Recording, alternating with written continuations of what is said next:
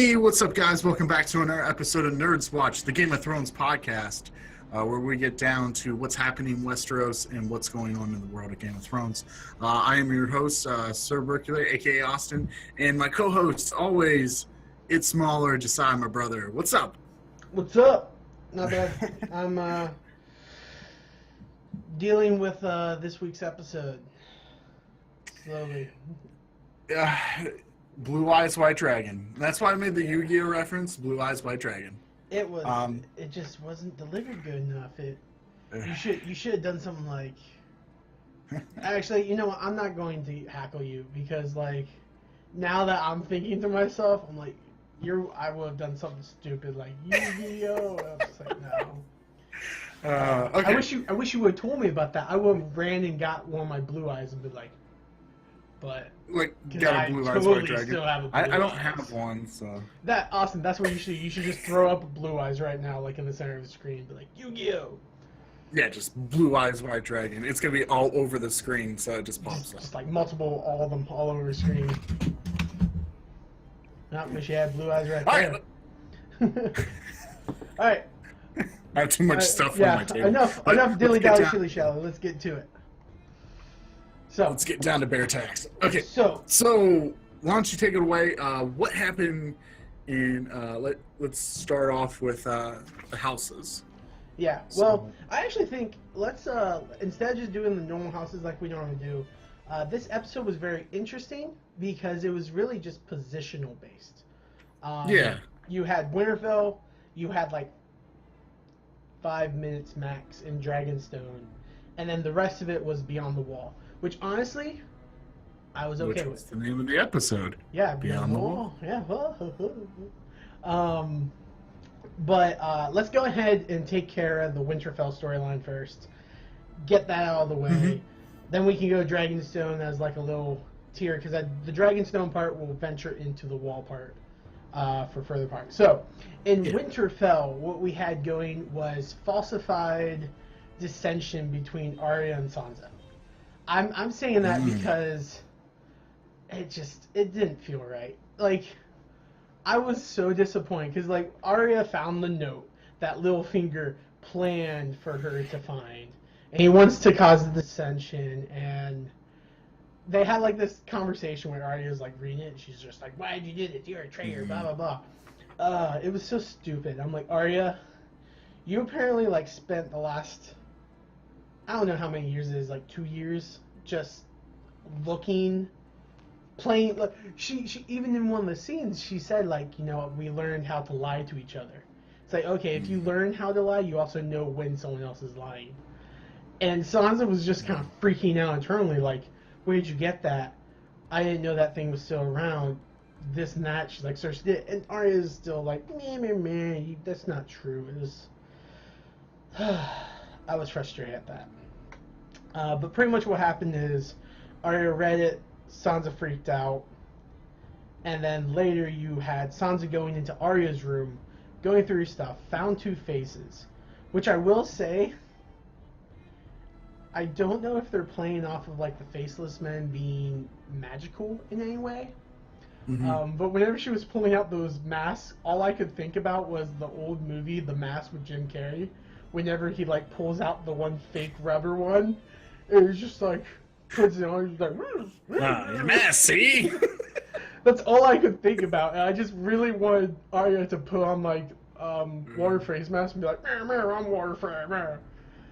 But that scene was good because you got Arya having this intense moment, just I can kill anyone. I learned all this stuff, and I just it's a dissension between sisters that's annoying me, because Sansa did what she had to do to survive. She, for the longest time, thought she was the only Stark left. Mm-hmm. So did Arya, but Arya gave up on being a Stark. Sansa never did. Yeah. And I think that needs to stop. Now, I'll hurry up and say my opinion about the whole Winterfell together, because that was pretty much it. There wasn't anything else going on there. Oh, other than Sansa sent Brienne off to be her delegate at the thing, which my girl, Brienne Toff probably will have her reunion with Jamie, and see how that turns out. Probably. Which there's going to be a 3-way reunion, and I'm going actually 4-way reunion. I'm going to love it because you're going to have Brienne, you're going to have Tormund's Giant Bane, you're going to have Jamie, and you're going to have the Hound all together. Because like the Hound doesn't care anything about Brienne. Brienne doesn't care anything about Tormund. Tormund cares tremendously about Brienne. And Brienne kind of has a thing for Jamie, but Jamie doesn't really like Brienne. I think. I don't know. They're going really weird with their love triangles. But it's just, I'm excited for that. I'm figuring that will take place next episode. But I could be wrong. So let's break this down a little bit, because I actually took the Winterfell thing with Arya and Sansa actually kind of laughable, because I'm thinking a way different way than you are, it looks like. Okay. Okay, so I actually think that Sansa and Arya are on the same level. And what I mean by that is Arya is playing the Game of Thrones. And what I mean by that is she's deceiving Littlefinger right now.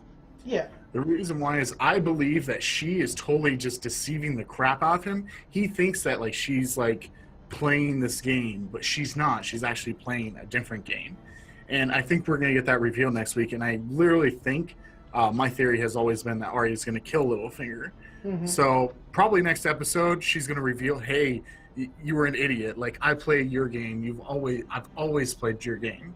But also, there was something else that like I've been really thinking of, because I read a lot of like theories and stuff.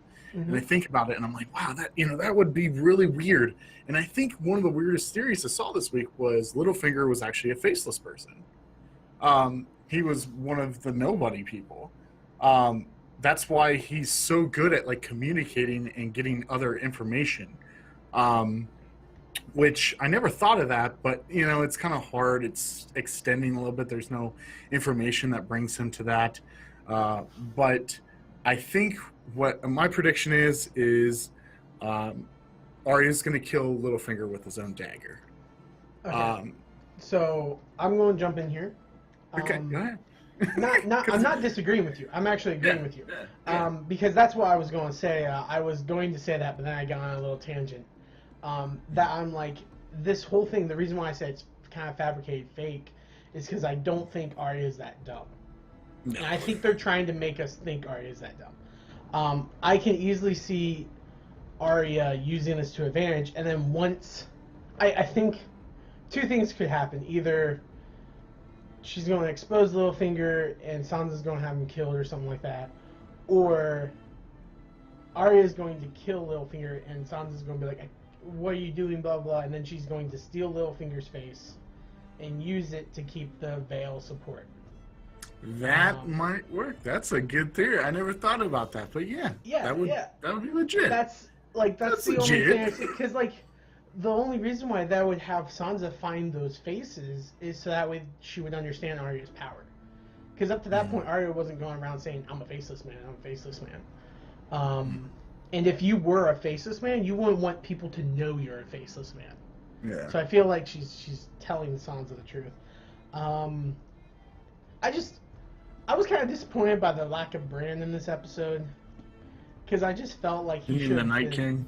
I'm just kidding. Oh my gosh, I don't like that theory. The theory cracks me up. Anyways, continue on. I just felt like Bran should have been telling them about what was happening with Jon across behind the wall. I just felt like he should have been there. I think there's a reasoning behind that, and I think we'll get a reasoning here. Okay. And I think the biggest thing that might happen that we don't expect, because we're expecting the other thing, is Cersei actually following what Jon and them have to say. I don't know, but that's what my theory is Bran knows how to stop someone, and he knows he can't like reveal that person's destiny. So I don't know what's going to happen. So we'll see. Yeah. But moving on. Just a quick thought. You can move on after this. I'm wondering if, like, we know Bran can like go in the past and see the past and everything, and like Jojen Reed could have Green Seer's like future events, but is Bran able to see the future? I'm not sure if Bran can see the future. I haven't seen a lot where it's like he has visions of the future, but Jojen was the only one who had visions of the future, and other than that, everyone else who had visions of the future were red priests, and most of them were wrong. That was just a mind tangent that I actually thought on that spot. All right, Austin, continue on. Let's go to Dragonstone and get that crap over with. Alright, so actually there wasn't too much with Dragonstone. Yeah. What I mean by that is really the only things that we got to see was actually what happened with the whole Beyond the Wall thing. We really didn't get to see anything else, really. So actually, let's move up. I would recommend we move up towards the, Beyond the Wall, because Dragonstone really didn't have anything to it this week. Mostly the main focus was actually Beyond the Wall. Yeah. Which, that's what, because there was a certain thing that happened that we knew was going to happen sooner or later, but we didn't know which episode it was going to happen. Yeah, we didn't know how. Okay, They so teased us a lot, before we go straight to the wall, I will say one thing about Dragonstone. This is the only thing that can be pulled from that, other than seeing Dany fly off to help Jon or whatnot. Which, if you're watching this and haven't seen that episode, what are you doing with your life? Like, come on. The whole conversation with Tyrion and her about secession. Yeah. And the reason why I wanted to bring this up and why I put Dragonstone on the list for us to talk about is because of what Tyrion said. He starts talking about her as, like, you're kind of looking at Jon that way. And she's like, no, I'm not. And he doesn't care anything about me. And he's like, really? You just notice that he stares longingly at you? And she kind of has, like, that weird pucker on her face, like, oh, what did he say about me? But the big thing I wanted to bring up is what Tyrion said. He's like, you can't have children. So who's going to make sure that the wheel stays broken? And she freaks out.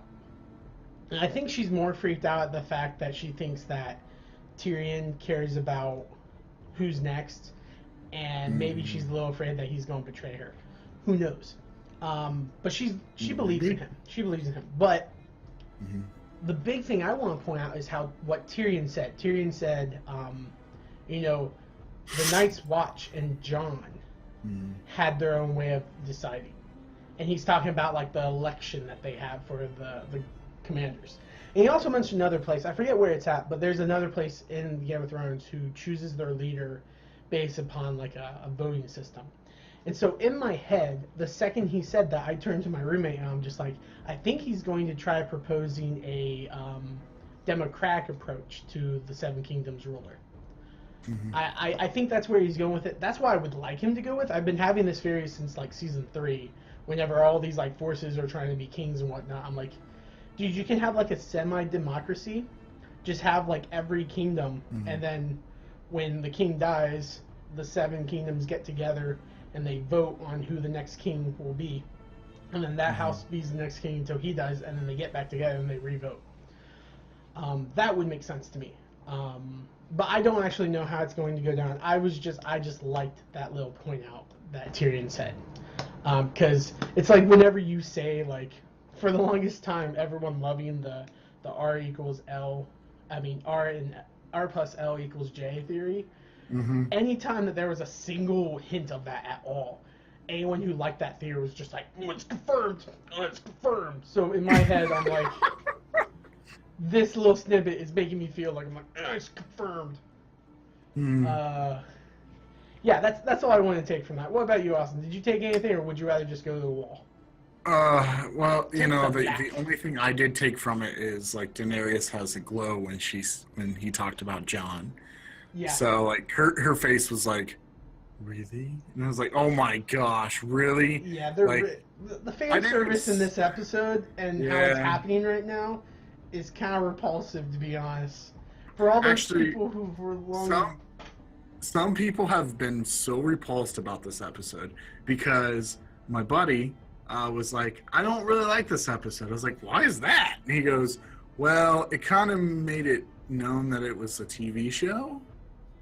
And I was like, oh, so you mean the show like is trying to promote that it's a TV show now because it's fan service people. And he's like, yeah. And I was like, oh my gosh, no. Okay, so I have a coworker that said the exact same thing. She's like, the fan service right now is making me frustrated. I want to say this. Gur Martin, when he was writing the books, he said he took huge inspiration from J.R.R. Tolkien's Lord of the Rings. But the big thing he said is, like, in Lord of the Rings, not everything comes together so easily. Like, you wouldn't have all these people like, let's work together. You would have skirmishes. And that's exactly what's happening. I think George Martin always had it in his mind that maybe those two got together. We'll figure it out once if he ever gets Winds of Winter and whatnot coming out. But I've always had the feeling that he intended them to come together and be together. Because there's always been this protagonist bubble around them, keeping them alive. And it was just so they could meet up. And so in my head, I'm like, this isn't fan service. This is just everyone was connecting the dots, and when certain people connect the dots, they just fall in love with those dots. And so we have a situation where people connected the dots a while ago, and they just loved it so much that they killed it. That doesn't mean that it will end well. Who knows? Maybe Dany gets pregnant by Jon, because like right now she's like, I'm barren. But maybe she gets pregnant by Jon, and then she dies. That's highly possible too. It's all up to George. But it's also could be the thing that she gets pregnant, she has the baby, and it's a demon monster, like always. And then they have to go with the Democrats' approach. I don't know. I don't really know how it's going to go down. But those are theories that have entered my head. I'm like, depends on how messed up George Martin wants to go with this, or how much of a fairy tale he wants it to end on. I could see it both ways. Because my theory was gone with George R. R. Martin because I thought Winter was going to come and murder everyone. Everyone was going to die, and then they just showed a shot of like George Martin on the throne, being like, "You thought that it was going to be good, huh?" You know, he's smoking a cigar. For some reason, I thought you said you were going to show a shot of Gur Martin like at a table with a white crown, just scribbling out like pictures, be like, "Winter came, winter came." Excelsior! Excelsior! Okay, let's get focused. Let's go to the wall. We're messing around too much. So, Austin, let's go ahead. Let's break the wall down in a couple segments because we spent the whole time beyond the wall. And it was glorious. I loved every second of it. The Suicide Squad. So let's first talk about the conversations between different people. Who was your favorite conversation? My favorite conversation. Okay, so this guy at work. I'm going to bring this story in because you know I like the little open snippets.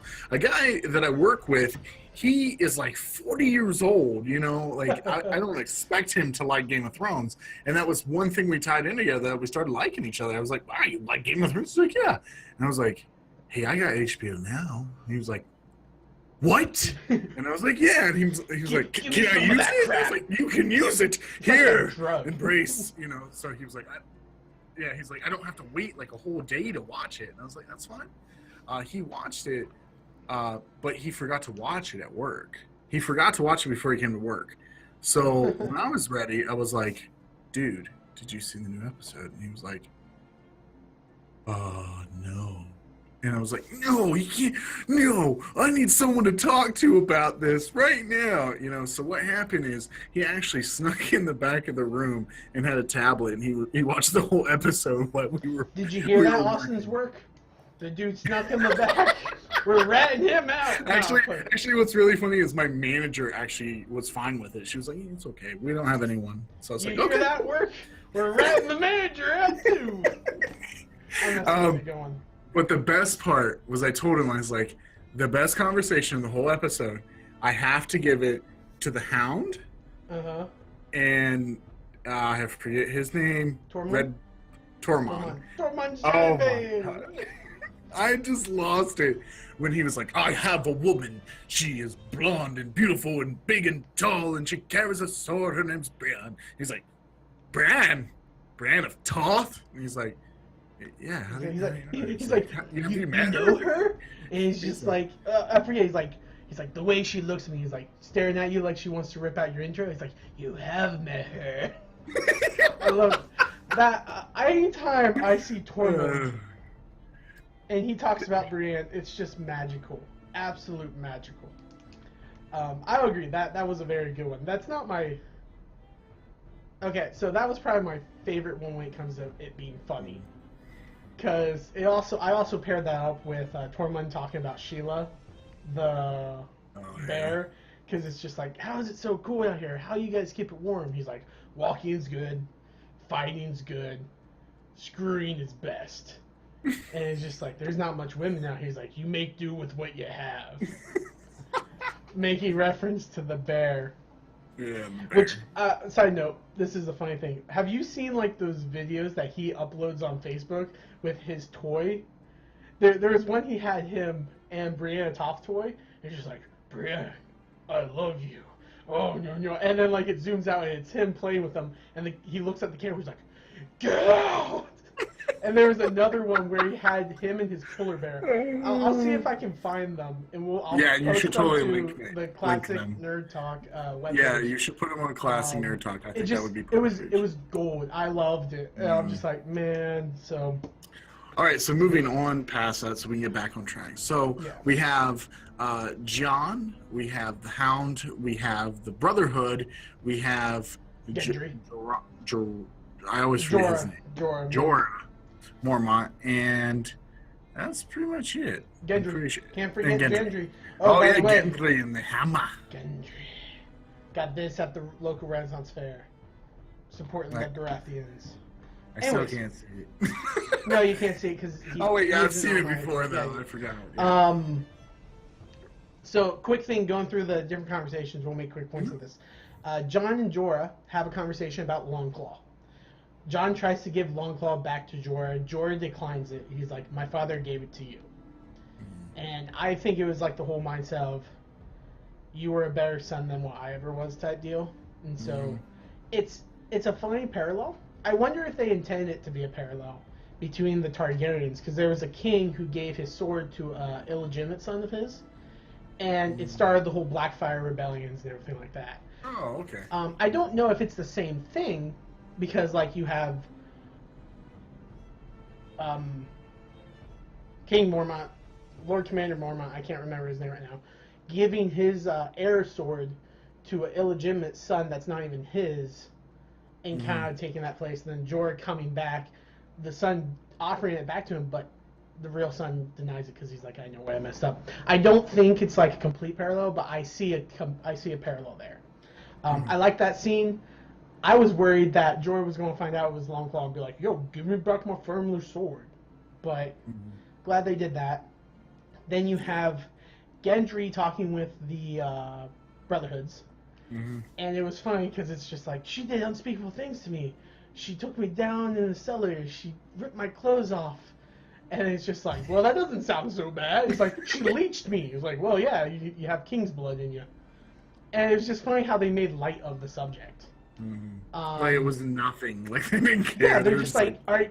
It's like that meme. It's like, she was just wanting your blood. It's okay. You lived, didn't you? Yeah. He's like, yeah. It's like that meme. It's like, but did you die? You know. Man, I wish I knew about this show when that was happening, because I would have made a meme and put like Melisandre next to it, and then put like a American Red Cross and say "Give blood." Give blood. Beautiful. And then we have, let's see, who else spoke?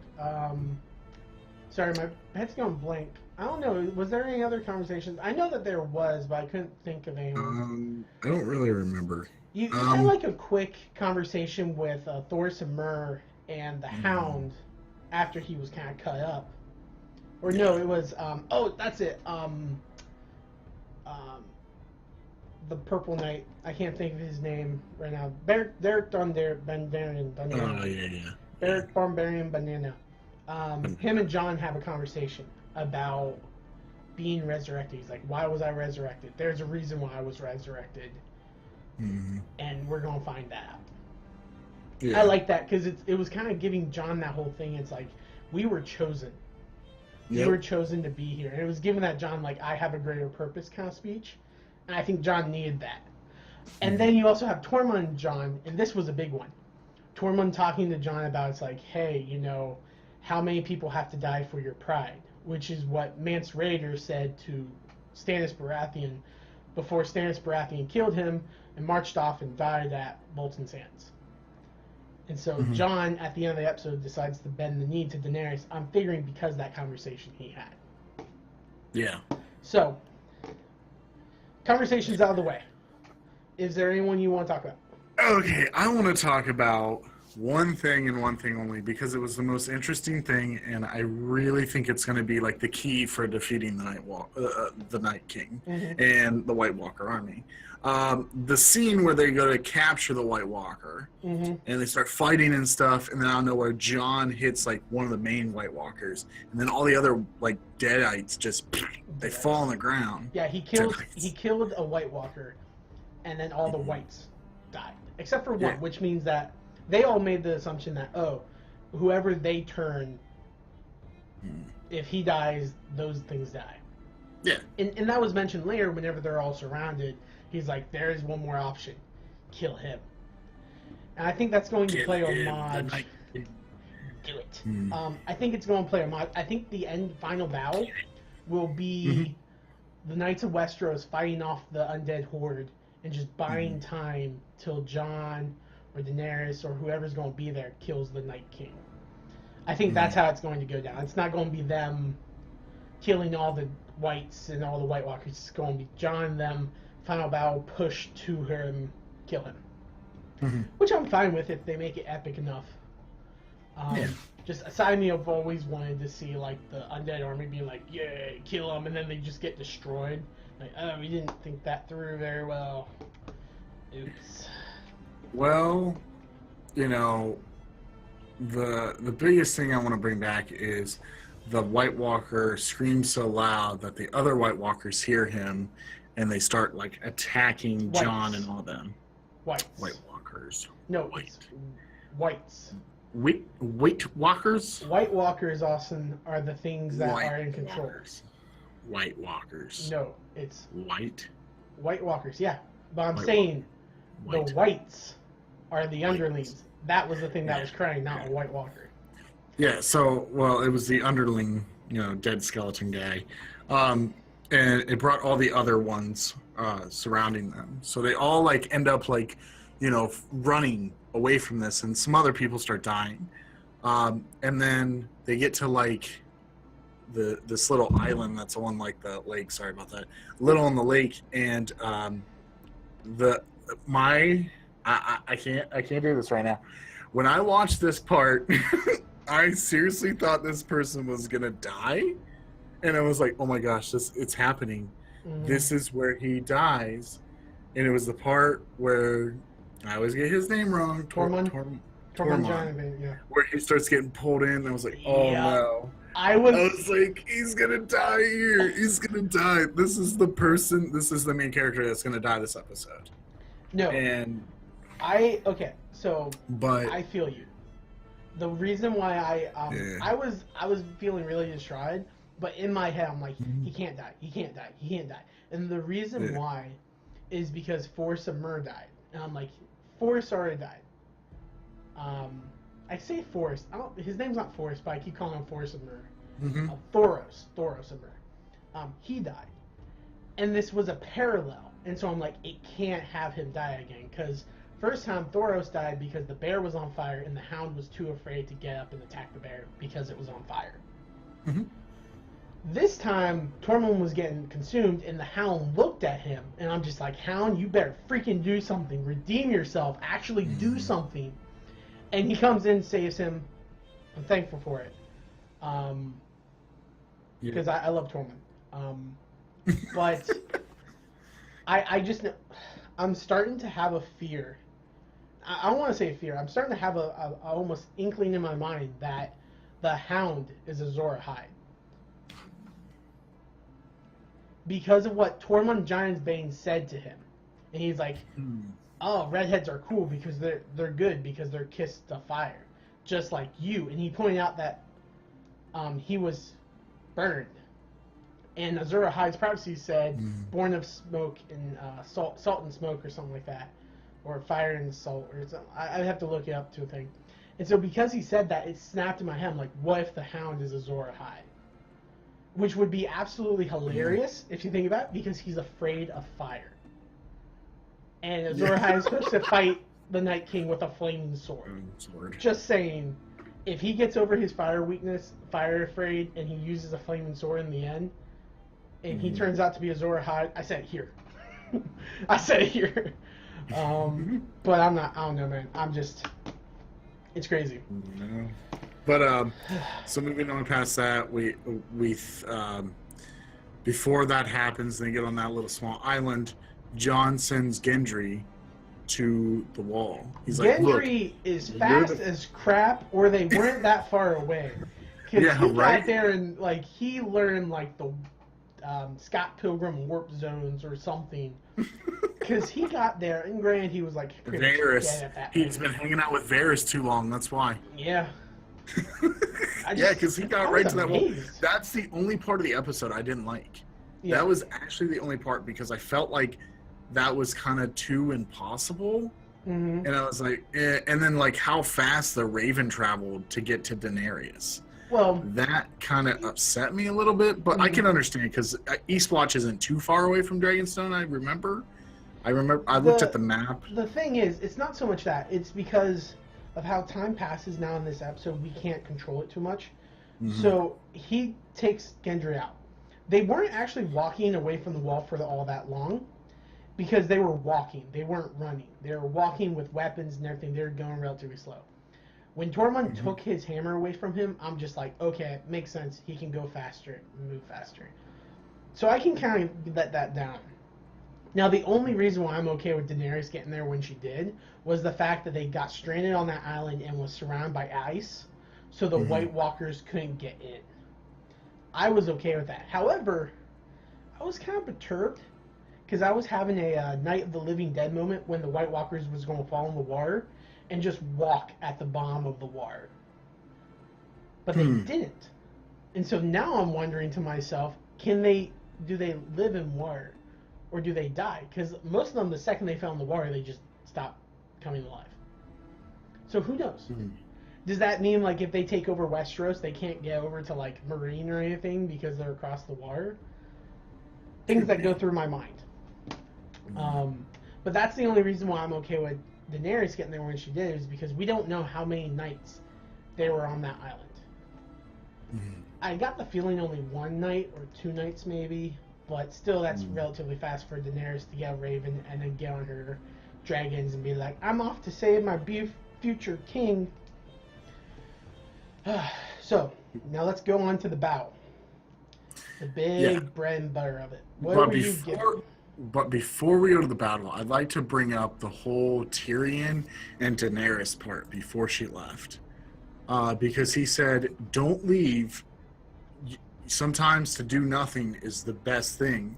And she said, the last time I did nothing, all these people died. So I'm going to do something now.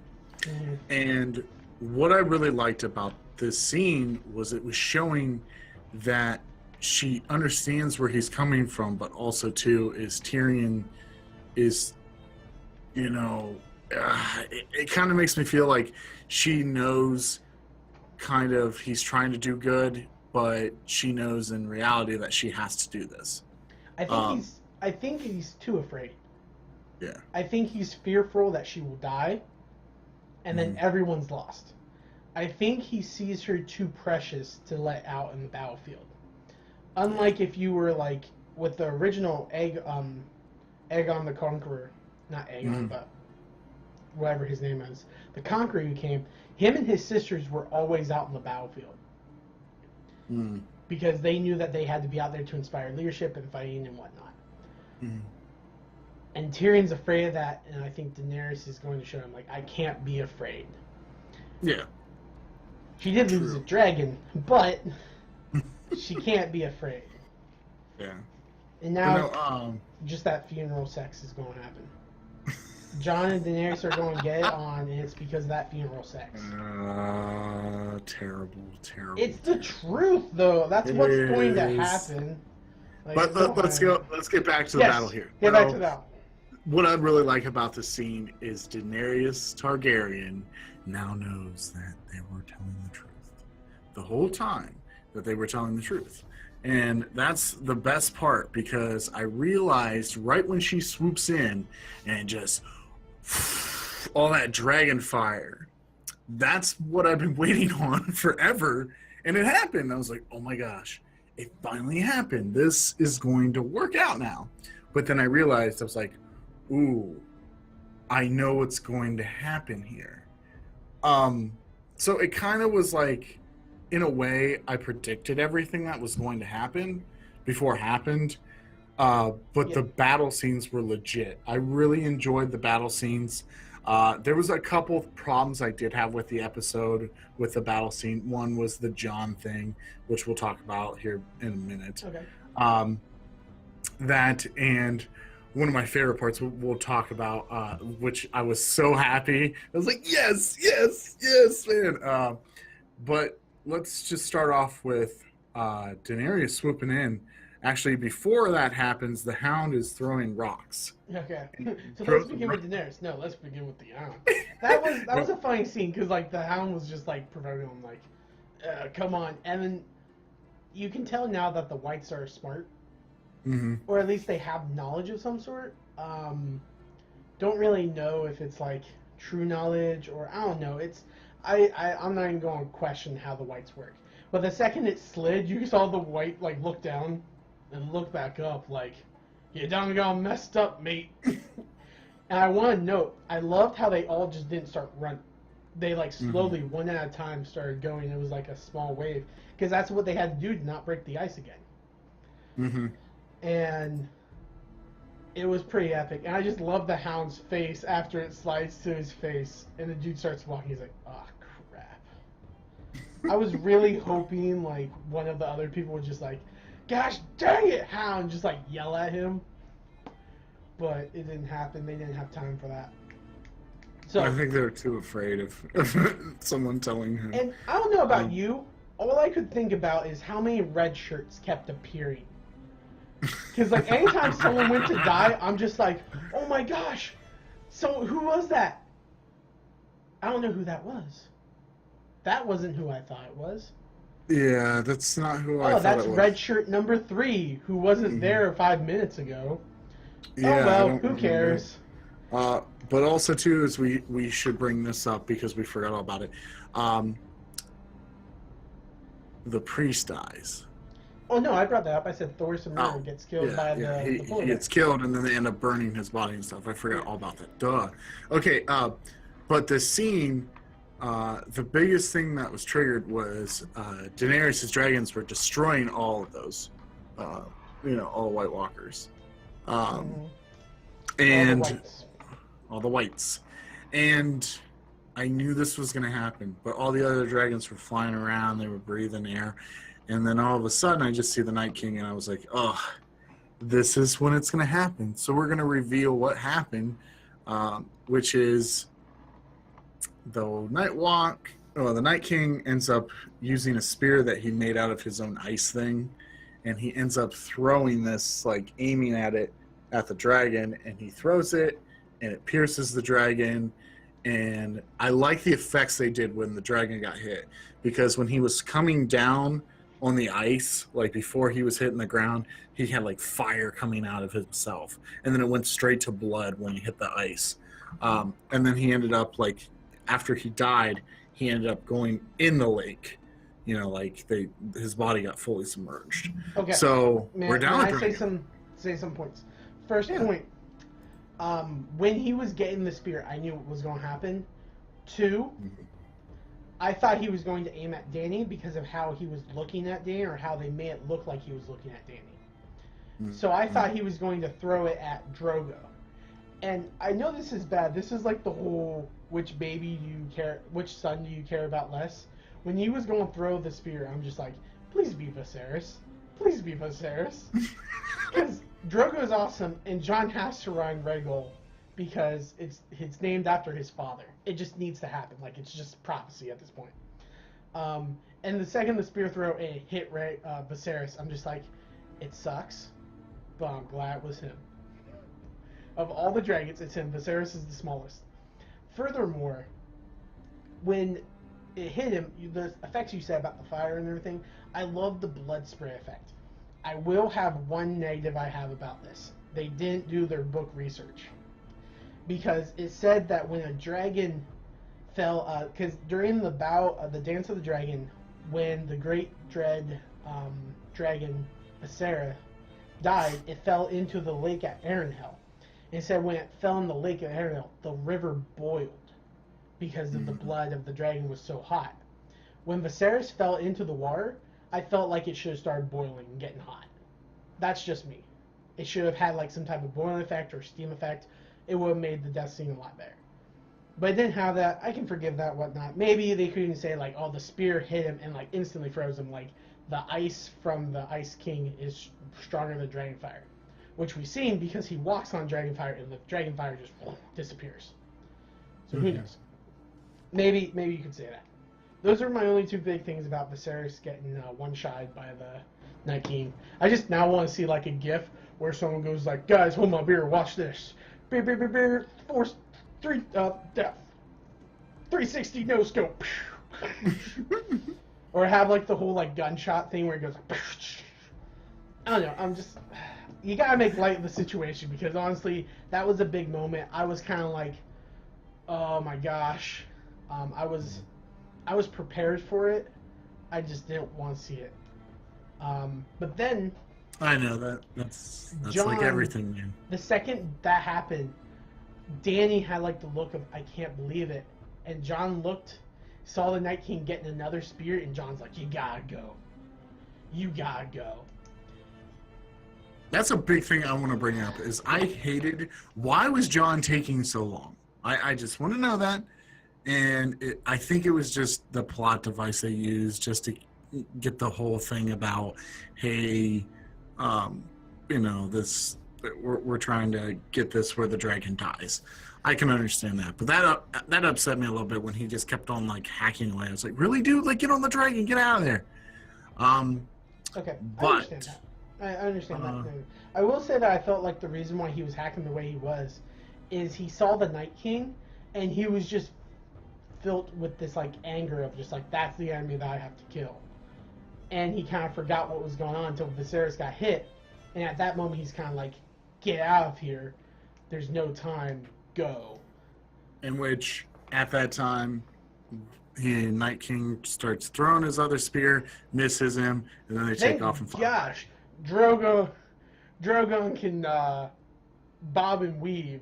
Rickon Stark can't do jack on him. Rickon Stark can't zigzag like Dragon. One direction. But we also see Jon Snow being pulled in to the water. Yeah. Which he better be thankful he wasn't wearing armor. Because if he was wearing armor, he was dead. He couldn't have got out of there. I was still surprised that he got out of there. Because you know how hard it is to get out of freezing water with ice. Oh, he was freezing. And covered in fur. Mm-hmm. You weighed so much, dude. He had to be ripped. And I know Jon Snow's ripped. And furthermore, you know what this says, right? He is heated. He does have a heated body. Yeah, because he wouldn't have had to wear. He wouldn't have been cold if he had zero. Like, because a lot of people were like, "Oh, he has slow blood and he doesn't have, like, he's colder to the touch." Apparently not.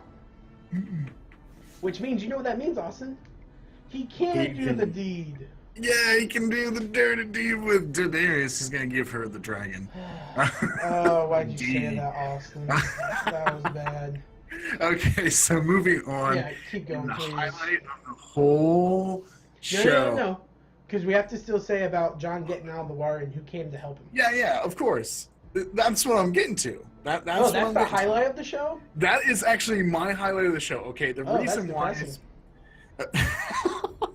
Shut up. No, go on. Come on. Okay, so what happens is John gets out of the water, he starts walking away, and when he does, the whites realize it. And they turn around, and he's just like, he's frozen and just tired, and he's like, picks up his sword like this, and out of nowhere, like, 4 whites just blow up, and I was like, oh, and right when that happened, I was like, I know who it is. I know who's gonna save him. and it was Benji Stark.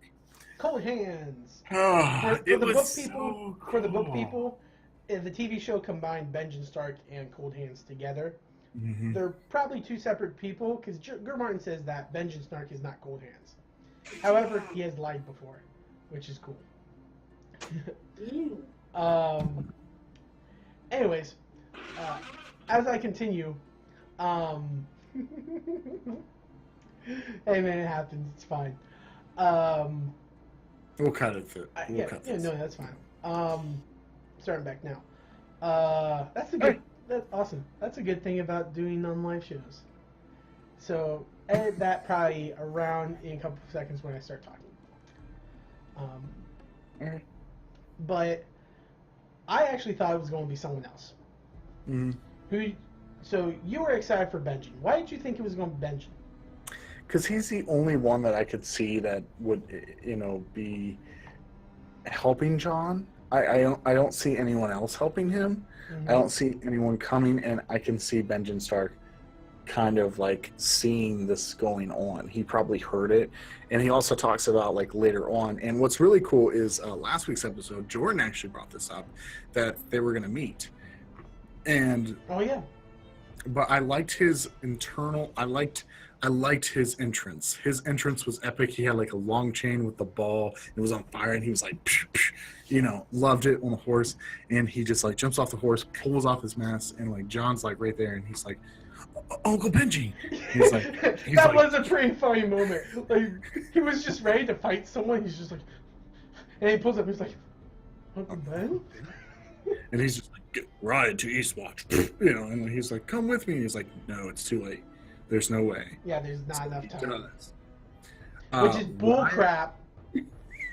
Because he was able to save Bran, who is freaking Cripple Boy, and Mira Reeds, but no, a full-grown man just nope, nah option. I have to fight these guys. He didn't even fight them. He killed like 4 of them, and then they just swarmed him. But it doesn't matter, because Benjamin Stark was actually one of my favorite characters when I first watched Game of Thrones. But overall, he redeemed himself, and now he is probably a white now. No, I don't think he's a white. No, I think Simon wants to believe, because in the thing where you see like the dragon getting pulled up, there's a guy with a cape who's watching, and Benjamin still had his Night's Watch clothes on. So I wonder if he got fully turned into a White Walker now. That could be a possibility. The other thing is he's died and he's not coming back. I just felt like that was a loose end tie up that kind of made me upset.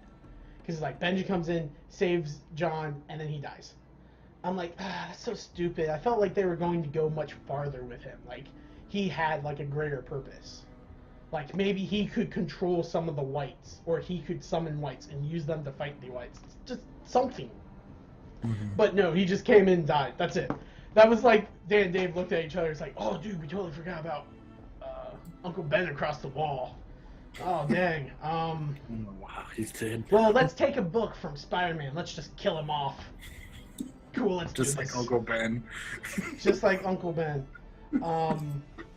Terrible. Yeah. Well, I will say this. What I actually wanted and thought was going to happen was we saw Drogon and we saw Viserys. I did not see a lick of Rhaegal that whole time. So what I wanted to happen was Rhaegal was the thing that came down, swooped, and burned them and landed next to Jon, and Jon mounted Rhaegal and they flew off. That's what I wanted to do, because then that would have been like Jon riding Rhaegal. Jon's a Targaryen type deal. It would blow Dany's mind, and she'd be like, I'm dropping my pants faster now. But no, they didn't do that. We'll have to wait probably till next season or the season finale to see Jon ride a dragon. I'm figuring it'll probably be next season. It just makes sense to me. Yeah, that's how I felt about that episode. Okay. So let's go to the end credit. Okay, so the ending is Jon finally bends the knee. He wakes up. Can he really bend the knee? Like, he's in bed. He's in bed. But he actually, Daenerys is there and tells him, like, that she now knows that it's real. and she knows the biggest threat, so she's going to cease fire with Cersei. She's going to go through with this huge plan. She believes it now, and she's like, "We'll fight together." And that was the best line I think I've heard ever since like season 2. Yeah, you're right. It was actually one of my favorite lines. It was a really good line where she was like, "We'll fight together." Yep, Hodor. Hodor. But Best line since then. but the whole hand holding thing was a little weird to me in a way. I was just like, really, this is really doing a fan service. I can understand that. But I can understand everything that happened. I'm excited for the season finale because we're about to get some cool stuff. But the biggest thing that we should take away from this is the White Walkers. The Night King. The Night King now has a dragon. Yeah, he pulls him out of the water and changes him. Now he's got giants. He's got dragons. I'm still going to say this real fast. Where was the giants during this fight? And I really wanted him just to like go by the water and start lifting his hands up, and then Viserys just like jumps, like flies out of the water, and then it opens its eyes and just blue.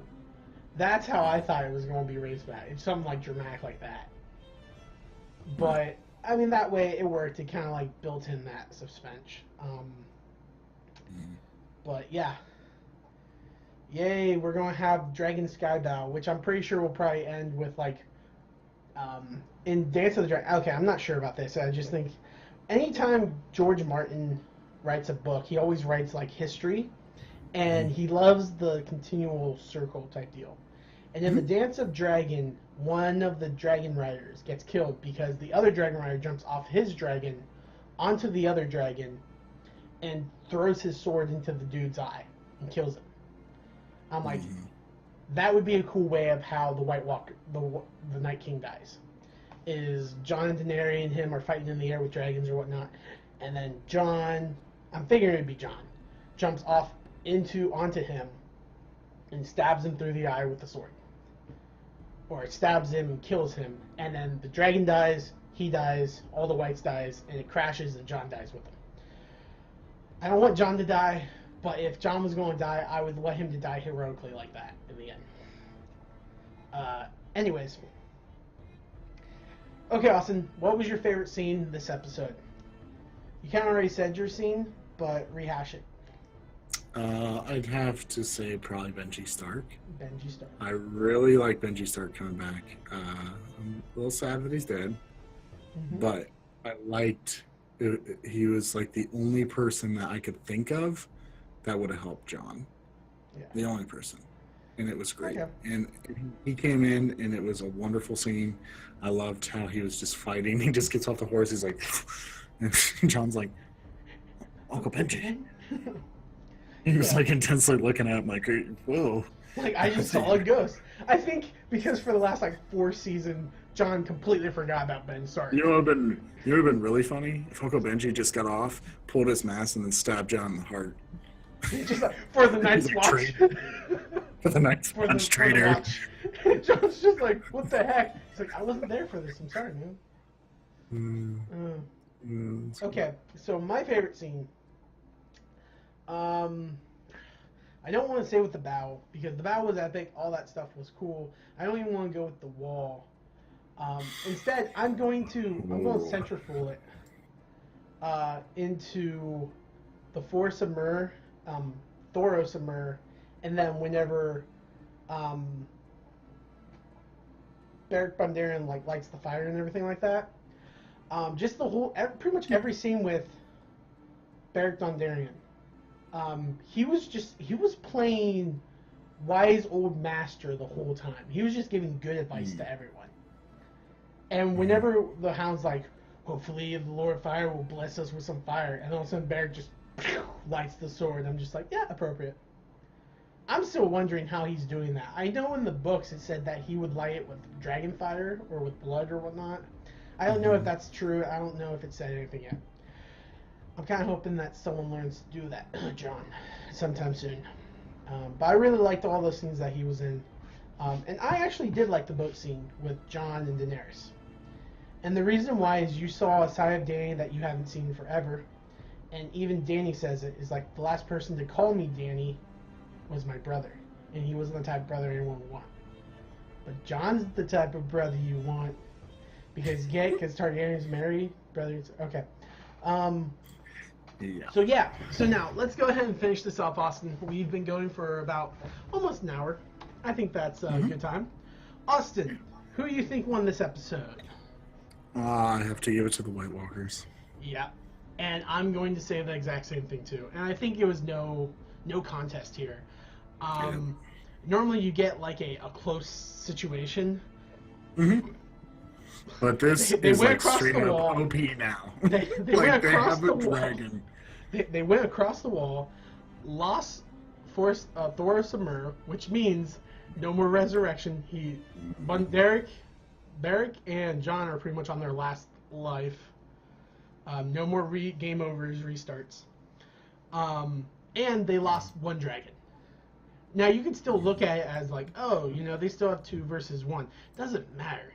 They lost a dragon, and they added one more to the Night King. And they have giants and dragons. It's going to be insane.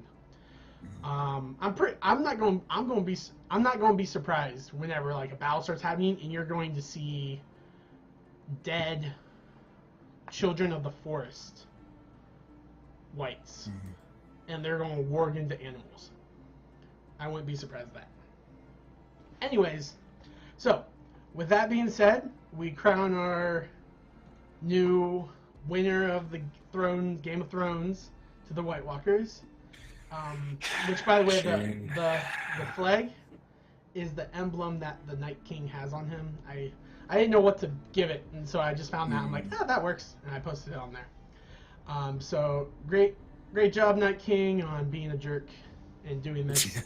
Can't wait for you to die mid-season next season. Yeah. Or at least that's the speculation that people are saying, that he's gonna die off. Like they're gonna kill everything off at like 2 episodes left, and then the last 2 episodes is going to be like epilogue. I could see that. I wouldn't be mad about that because I kind of want to know how everything would happen afterwards. But yeah. Anyways, guys, that's pretty much what we got. Austin, you want to go ahead and give us our good little goodbye speech? Yeah. Okay, so before we do this, I just want to bring up, what is your predictions for next month? For next week? Yeah, I mean next week. Sorry, next week's episode. So my 100% prediction that I'm going to make right now, Danny and John's going to have that funeral sex. I'm pretty positive about that. Like, the sexual tension between them on the boat when John just woke up was intense. She hasn't really had any of, sexual intercourse ever since like that assassin in Mira. No, he was a mercenary. But that's just 100%. I know that's going to happen. It's going to be a season finale, so they're like, we gotta put boobs in it somehow.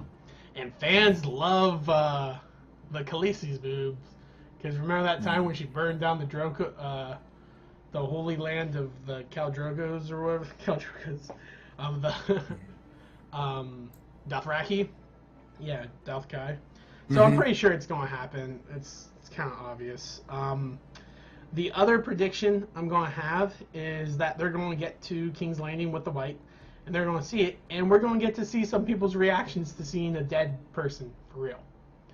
And then the last thing for me is Night King's going to get across the wall somehow. I don't know how it's going to happen. I could say the cheap out that the dragon burns down the wall, but I kind of feel that's kind of cheap to be like, oh, well, we had no plan to get across this wall. We were kind of hoping that you would bring a dragon to us. Thank you. Like, I felt like it's kind of dumb that it would be that's the reason why they crossed the wall is because Danny brought the dragon. That's my problem I have with that. Go ahead, Austin. What's your prediction, Sister Says? I actually think that Cersei is going to someone's going to back someone. Mm-hmm. I can see that. I kind of see like someone's going to be backstabbed, and we're going to see a main character die. And Oh, you think someone's going to die next episode? Yeah, I really think it's going to be a main character. And the person I think that's going to die is, one, Littlefinger is going to die. Okay. Two, I feel like he needs to die, even if he doesn't. I feel like he needs to. So yeah. Go on. And I also think Bran is going to die. Really? Yeah. I don't believe you. Because Nope. because Cersei kind of sees him as a traitor right now. Oh, Bran. You're saying Bran. You said Bran. No, not Bran. I thought I I'm like Bran Stark. I mean Bran. Bran. No, why would what? No, I think Bran's gonna die. Okay, I could believe that a little more. But I think that we're gonna see someone's gonna die this episode. Okay. Or the other thing that I could predict is Cersei's actually gonna believe it and then have a heart, or she's not going to, and then Jaime's gonna end up killing her. You know, the thing about predictions is that you stick to one side of it. Which is true. Okay, so I'm going to stick to the side. She says no, and actually Jaime Lannister kills her. So you think Cersei could die next episode? I think that will be the season finale, and I think that Jaime Lannister will become the king of Westeros at that time. I don't think Cersei would die this episode. But your reasoning, I could totally see that's the reason why Jaime ends up being the Valakard. Is because he's like, even with all this stuff, you still care about killing people. Yeah. I could see that, but I don't think that's going to happen this episode. And I think the Bran of Toth will fight the Mountain.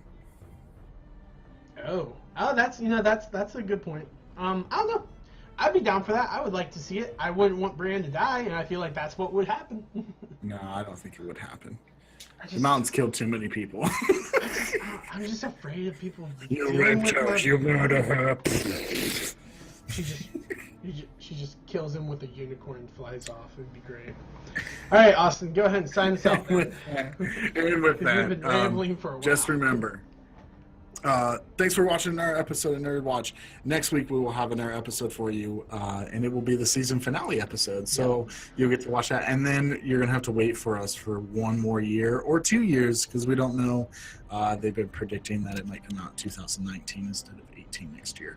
But just remember to like, comment, share, and subscribe. Tell us what you think. Did you watch this week's episode of Game of Thrones? Put down in the comments. Be like, hey, yeah, I really like the part where like the dragon died, or hey, I really like the part where the Night King actually took the dragon out of the lake, or I like how Daenerys likes White Walkers, knows about him now, or my favorite, Benji Stark showed up.